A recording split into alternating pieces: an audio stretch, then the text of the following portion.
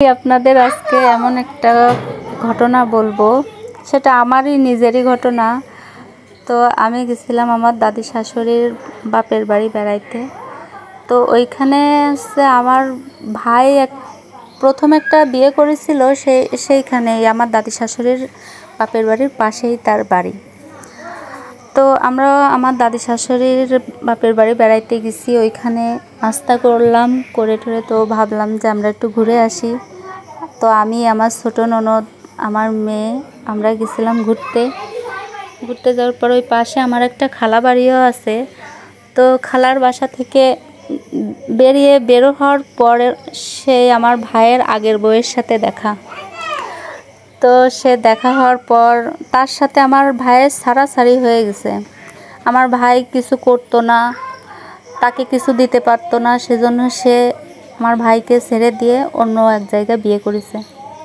এখন সে তার বাপের বাড়ির ওইখানে ভাড়া থাকে।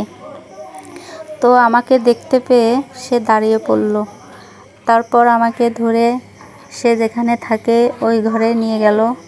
নিয়ে যাওয়ার পর নাস্তা দিল, আমার ননদ ছিল সাথে। তো তার এই যে এখন যে ঘরে বিয়ে হয়েছে সেই ঘরে একটা মেয়ে আছে। তো মেয়েটা দেখতে অনেক কিউট, আর আমাকেও ছাড়তেছিল না। আমরা চলে আসতে চাচ্ছি, আমাকে ছাড়তেছে না, যে আন্টি আপনি যাবেন না, আমি আপনার সাথে যাব, আন্টি আপনি থাইকে যান। তো আমি বললাম তুমি তোমার আম্মুর সাথে যাবা, আমাদের বাসায় যেয়ে তুমি বেড়ায় আসবা। তো সে বলে না আমি তার সাথে যাব না, আমি আপনার সাথে যাব, আন্টি আপনি থাকেন, আন্টি আপনি আমাকে নিয়ে যান। মানে আমাকে পাগল করে ফেলতেছিল। এত কিউট একটা মেয়ে, আমারও তাকে ছেড়ে আসতে ইচ্ছা করতেছিল না। তারপর আমার ভাইয়ের আগের সেই বউটা বলল যে তুমি এত ভালোবাসতেছো, তুমি একদিনে দেখে তার প্রতি এত তোমার টান হয়ে গেছে, সে তো তোমার ফুপু হতো যদি কপালে থাকতো, ভাগ্যের চক্করে সেখান থেকে আমি চলে আসলাম, তো সেও তো তোমার ফুপু হইতে পারলো না।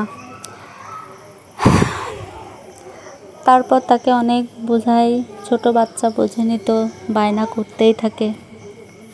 তো তাকে বলে সেখান থেকে বোঝাই চলে আসলাম। তো অনেকটাই খারাপ লাগতেছিল, এমনভাবে বাচ্চাটা আমাকে ধরেছিল যে আন্টি যাওয়া যাবে না, আমি আপনার সাথেই যাব। আমার খুব খারাপ লাগতেছিল। তো খারাপ লেগে তো আর কিছু করার নাই। আর তাদের সাথেও তো আমাদের কোনো সম্পর্ক নাই। মনে করেন যদি আমার ভাই মারা যেত তাহলে সেই সম্পর্কটা টিকে থাকতো, কিন্তু ছাড়াছাড়ি হয়েছে, এই সম্পর্কটা থাকে না। যখন তালাক হয়ে যায় তখন কিন্তু সম্পর্ক ছিন্ন ভিন্ন হয়ে যায়। তো তারপরও সে ডাকিছে, তার ডাকে আমি গেছি, কথা বলেছি, সেও কথা বলেছে সুন্দরভাবে। সে বলে যে আমাদের কথা তার মনে পড়ে, আমার আব্বা মায়ের কথা জিজ্ঞাসা করলো তারা কেমন আছে, তারও হয়তো বা আমাদের কথা মনে পড়ে, কিন্তু কপাল দোষে সে থাকতে পারলো না, আর আমরাও তাকে আটকায় রাখতে পারলাম না। দোষটা আমার ভাইয়েরই। সে মনে করেন কিছু করে না, সেজন্য চলে গেছে, কিন্তু তার কোনো কিছুতে কমতি ছিল না। আমার আব্বা দিত টুকটাক, আমিও যা পারতাম আমার সামর্থ্যে যতটুকু হতো আমি দিতাম। কিন্তু মনে করেন সবার চাহিদা তো আর একরকম না।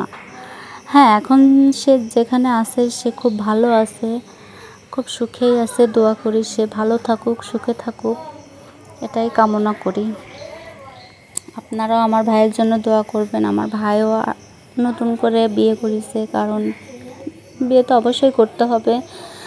আর আমার ভাই বিয়ে করে তার দুটো বাচ্চা, ফুটফুটে দুটো বাচ্চা, মাশাআল্লাহ, বাচ্চা দুটো খুব সুন্দর হয়েছে দেখতে। তারাও খুব ভালো আছে, আর সেও খুব ভালো আছে। চাই সবাই ভালো থাকুক, সুস্থ থাকুক। আপনারাও দোয়া করবেন।